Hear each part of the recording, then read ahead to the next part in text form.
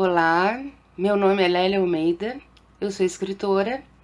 Quero começar nossa conversa agradecendo ao SESC pelo convite para participar desse projeto Arte SESC em Casa com Você, para realizar uma oficina de escrita sobre histórias de mulheres. Vamos contar e escrever histórias de mulheres.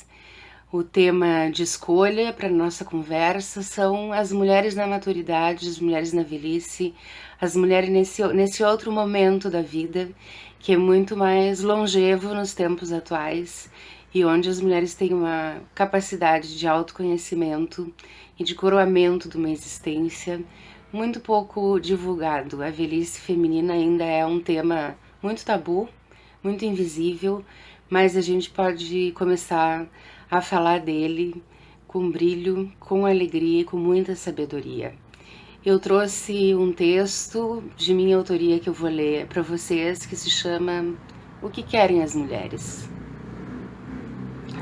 A pergunta que se faz reiteradamente em relação às mulheres e que denuncia um misto de incompreensão por um lado e de impaciência ou mesmo intolerância por outro, tem sido formulada numa equação já conhecida e que se popularizou mais e mais.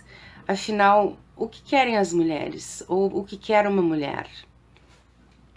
A pergunta atribuída originalmente a Freud não lhe pertence de forma única e exclusiva.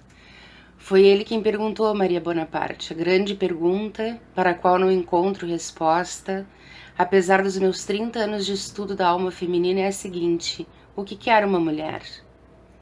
Posteriormente, referindo-se ao pouco conhecimento que se tem da vida sexual da menina, em relação à vida sexual do menino, observa que não nos envergonha essa diferença. Com efeito, inclusive a vida sexual da mulher adulta continua um continente desconhecido, Dark Continent, para a psicologia. Mesmo que o texto seja de 1926, a atualidade da pergunta permanece nas mais diversas áreas, o que reforça a ideia da existência de uma permanente insatisfação e indecisão por parte das mulheres, típica de quem não sabe o que quer. Mas antes de Freud, Chaucer, no clássico texto Os Contos da Cantuária, composto entre os anos de 1386 e 1453, há portanto 600 anos atrás, já elaborara a persistente pergunta. O texto de Chaucer narra a história de 29 peregrinos que saem de Londres para a cidade da Cantuária, para uma visita piedosa ao túmulo de São Tomás Becket. Para os peregrinos se distraírem e tornarem a viagem mais amena, o taberneiro sugere que cada um dos peregrinos conte 2 histórias na ida e 2 histórias na volta, e que a melhor história será premiada por ele com um lauto jantar. O conjunto dos peregrinos, que retrata um amplo painel da sociedade medieval, está composto por tipos variados, homens e mulheres de diferentes ofícios e originários dos diferentes estratos sociais.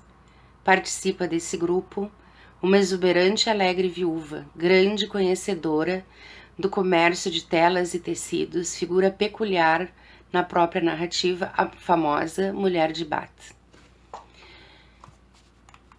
No prólogo ao conto que vai ser narrado, a Mulher de Bath conta a história dos seus 5 maridos, suas estratégias e contendas com cada um deles, e apresenta uma receita para ela infalível para garantir um bom comportamento. O êxito de um bom casamento depende do fato de que as mulheres devem manter o comando na relação. Isto dito, a Mulher de Bath inicia o seu relato. Ela conta: um jovem ardoroso e solteiro da corte do rei Arthur, praticando cetraria no meio da floresta, encontra uma jovem donzela e no impulso violento a possui, arrebatando-lhe a virgindade. O episódio que chega ao conhecimento do monarca deve ser punido, e o jovem deverá morrer decapitado. Dado o veredicto, estando o jovem desesperado, intervém a rainha para salvá-lo. Ela, entretanto, impõe uma condição. Ele deverá, ao cabo de 1 ano e 1 dia, voltar à corte e entregar-se. E só seria poupado se fosse capaz de responder a enigmática pergunta sobre o sobre o que as mulheres mais desejam. A rainha explica que é necessária uma resposta satisfatória a esta questão. Caso contrário, o jovem morrerá. Passado o prazo, depois de perambular por diversos caminhos, o jovem não encontra nenhuma explicação satisfatória. Para uns, o que as mulheres mais desejam é casar. Para outros, belas roupas e adornos, cortesia e adulação masculina, ou ainda o desejo de ser livres e fazer o que se bem entende. O jovem, desesperado já no caminho de volta, sabe que não traz uma resposta satisfatória e teme por sua vida. Encontra na floresta uma megera que o ajuda com a sua sabedoria. Em troca, ele deverá realizar também um desejo dela. Consultada sobre o tema em questão, os misteriosos desejos femininos, a megera sussurra-lhe resposta em segredo e ele parte ao encontro da rainha. Certo do valor da resposta da megera, o jovem responde com segurança à rainha. Majestade, de modo geral, disse ele, o que as mulheres mais ambicionam é mandar no marido, ou dominar o amante, impondo ao homem a sua sujeição. Ainda que me mate, digo que é esse o seu maior desejo. Vossa Majestade agora pode fazer comigo o que quiser. Estou ao seu dispor. O jovem, então, absolvido pela rainha e pelo conjunto das mulheres presentes, que aceitam a resposta como correta e satisfatória. Neste momento, a megera entra em cena e pede à rainha que a justiça seja feita, já que fora ela quem tinha dado a resposta certa ao rapaz, e pede que o rapaz se case com ela, com o que a rainha e o rapaz concordam. O jovem chora sua desgraça e parte com a megera. Ela, no entanto, faz com que ele pense nos valores verdadeiros e da superficialidade das aparências. Pergunta-lhe o que ele prefere, que ela seja uma mulher feia e velha, mas submissa e fiel, ou que ela seja jovem e atraente, mas que receba eventualmente visitas em sua casa.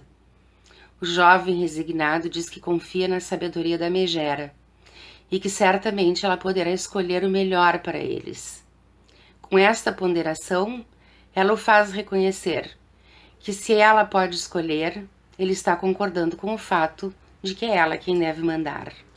O jovem concorda, a megera o beija e ela se transforma numa jovem deslumbrante, reiterando assim a tese do prólogo ao conto da Mulher de Bath, a de que a felicidade e o êxito no matrimônio dependem da obediência do marido às suas mulheres.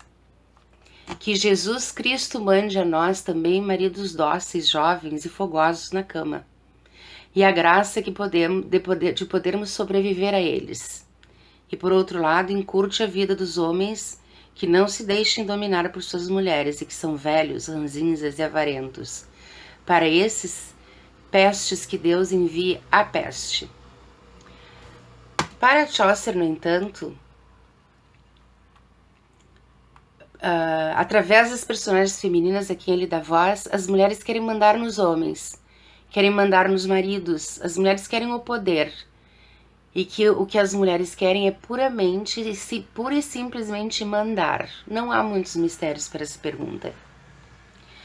Longe, no entanto, das projeções desses dois senhores, Freud e Chaucer, sobre os desejos femininos, há certamente uma maneira mais eficiente de conhecermos os misteriosos desejos femininos, chamados sempre direta e indiretamente de enigmáticos, incompreensíveis, irracionais ou descabidos.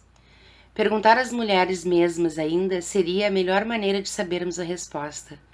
O que mais desejam as mulheres? O que mais desejam as mulheres destes tempos?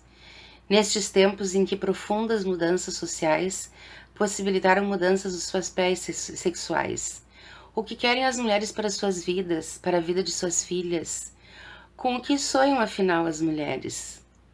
Só a literatura escrita pelas mulheres, e só o que as mulheres têm a contar e escrever, pode responder a essas questões. E por isso é urgente e necessário dar essa resposta. E talvez aí possamos responder a velha ladainha masculina sobre o que querem as mulheres. As mulheres querem, senhoras e senhores, simplesmente poder querer. Diferentemente das mulheres maduras, que foram as nossas mães e avós, que depois de determinada idade encerravam suas experiências, existências e desejos, na atualidade as mulheres maduras têm sonhos, planos e vontades e querem mais. Escreva para mim. Me conte quais são os seus sonhos e desejos nessa etapa da vida. E se o que as mulheres querem é poder querer, escreva e me conte o que é que você quer. Eu vou adorar saber. Obrigada pela audiência.